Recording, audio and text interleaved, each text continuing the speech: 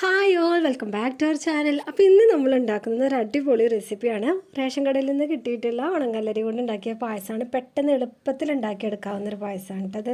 അപ്പോൾ അതിന് വേണ്ടി ഞാനിവിടെ 1.5 കപ്പ് ഉണങ്ങല്ലരിയാണ് എടുത്തിട്ടുള്ളത്. ഇത് 2-3 തവണയായിട്ട് കഴുകി ഇതിലെ തവിടെല്ലാം കളഞ്ഞ് നന്നായി കഴുകിയെടുക്കാം. ഇനി ഇതൊന്ന് വേവിച്ചെടുക്കണം. അതിന് വേണ്ടിയിട്ട് 3 കപ്പ് വെള്ളമാണ് ഇതിലേക്ക് ചേർത്ത് കൊടുക്കുന്നത്. നിങ്ങൾ 1 കപ്പ് ഉണങ്ങല്ലരിയാണ് എടുക്കുന്നത് വെച്ചാൽ 2 കപ്പ് വെള്ളം എന്നുള്ള പോർഷൻ. അപ്പോൾ ഇത് ആദ്യം ഒരു വിസിൽ ഹൈ ഫ്ലെയിമിൽ വെച്ചിട്ട് 3 വിസിൽ ലോ ഫ്ലെയിമിൽ ഇട്ടിട്ടാണ് വേവിച്ചെടുക്കുന്നത്. പിന്നെ ഓരോരുത്തരുടെയും കുക്കറിലെ വേവ് വ്യത്യാസമായിരിക്കും. അപ്പോൾ നിങ്ങൾ ഏകദേശം പായസത്തിലേക്കുള്ള ഒരു വേവിനനുസരിച്ച് ഇത് വേവിച്ചെടുത്താൽ മതി. അപ്പോൾ ഇത് വെന്ത് വരുമ്പോഴേക്കും നമുക്ക് ശർക്കരപ്പാനി തയ്യാറാക്കാം. അതിന് വേണ്ടിയിട്ട് ഞാൻ 5 അച്ച് ശർക്കരയാണ് എടുത്തിട്ടുള്ളത്. അപ്പോൾ മധുരം കൂടുതൽ വേണമെന്നുള്ളവർക്ക് 6-7 ശർക്കര വരെ എടുക്കാം. ഇനി പായസത്തിലേക്കുള്ള ഏലക്കാപ്പൊടി തയ്യാറാക്കണം. അപ്പോൾ അതിന് വേണ്ടിയിട്ട് ഞാൻ കുറച്ച് ഏലക്കായും പഞ്ചസാരയും കൂടി ചേർത്തിട്ടാണ് കേട്ടോ ഇത് പൊടിക്കുന്നത്. അങ്ങനെ പഞ്ചസാര ചേർത്ത് പൊടിച്ചു കഴിഞ്ഞാൽ പെട്ടെന്ന് പൊടിഞ്ഞ് കിട്ടും ഏലക്ക. ഇത് 2 ഇടത്തരം തേങ്ങ ചിരകിയതാണ് കേട്ടോ. ഇത് മിക്സിയിലിട്ട് അടിച്ച് 1-ാം പാലും 2-ാം പാലും മാറ്റി വെച്ചിട്ടുണ്ട്. ഇനി ഒരു ഉരുളി ചൂടാക്കാൻ വെച്ചിട്ടുണ്ട്. ഇതിലേക്ക് കുറച്ച് നെയ്യ് ചേർത്ത് കൊടുത്ത് അണ്ടിപ്പരിപ്പും മുന്തിരിയും നമുക്ക് വറുത്ത് കോരിയെടുക്കാം. ഇനി ഉരുളിയിലുള്ള നെയ്യിലോട്ട് ഉണങ്ങല്ലരി നേരത്തെ വേവിച്ച് വെച്ചിട്ടുള്ളത് ചേർത്ത് കൊടുത്ത ശേഷം നന്നായി ഇളക്കി കൊടുക്കുക. ഇതുപോലെ നെയ്യിലിട്ടിട്ട് ഒന്ന് ഇളക്കി കൊടുത്തു കഴിഞ്ഞാൽ ഇതിലെ കട്ടകളെല്ലാം പെട്ടെന്ന് വിട്ട് കിട്ടുകയും ചെയ്യും. പായസം ഉണ്ടാക്കിയതിന് ശേഷമുള്ള ആ വറ്റുകൾ കട്ട കുത്തുന്നതൊന്നും ഉണ്ടാവില്ല കേട്ടോ. ഇനി ഇതിലേക്ക് നമ്മൾ ആദ്യം ചേർത്ത് കൊടുക്കുന്നത് തേങ്ങയുടെ 2-ാം പാലാണ്.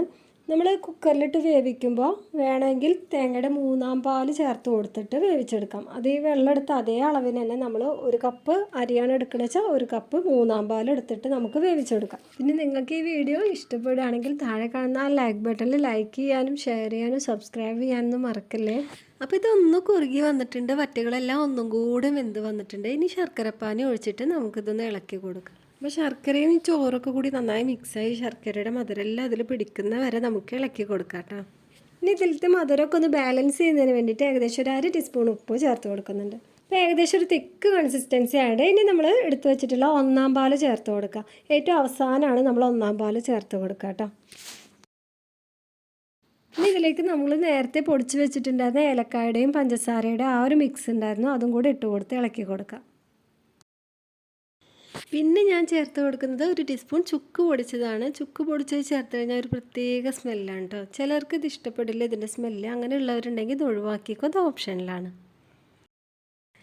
അപ്പോൾ പായസം ഒന്ന് കുറുകി വന്നിട്ടുണ്ട്. ഇനി ഇത് കൂടുതൽ നേരം വെച്ച് കഴിഞ്ഞാൽ ഇതിലെ ചൂടെല്ലാം പോയി കഴിഞ്ഞാൽ നല്ല കട്ടിയായിട്ട് മാറും. അപ്പോൾ അതിൻ്റെ മുന്നേ നമുക്കിതിലേക്ക് നേരത്തെ വറുത്ത് കോരി വെച്ചിട്ടുണ്ടായിരുന്ന അണ്ടിപ്പരിപ്പും മുന്തിരിയും ചേർത്ത് കൊടുക്കുക. പിന്നെ 1 ടേബിൾ സ്പൂൺ നെയ്യും കൂടി ചേർത്ത് കൊടുത്തിട്ട് ഇത് ഇറക്കി വെക്കാം.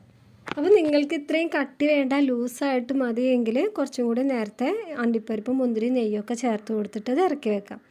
പിന്നെ നിങ്ങൾക്ക് ഈ വീഡിയോ ഇഷ്ടപ്പെട്ടാൽ ലൈക്ക് ചെയ്യുക, ഷെയർ ചെയ്യുക, സബ്സ്ക്രൈബ് ചെയ്യുക. മറ്റൊരു റെസിപ്പിയുമായി നമുക്ക് വീണ്ടും കാണാം.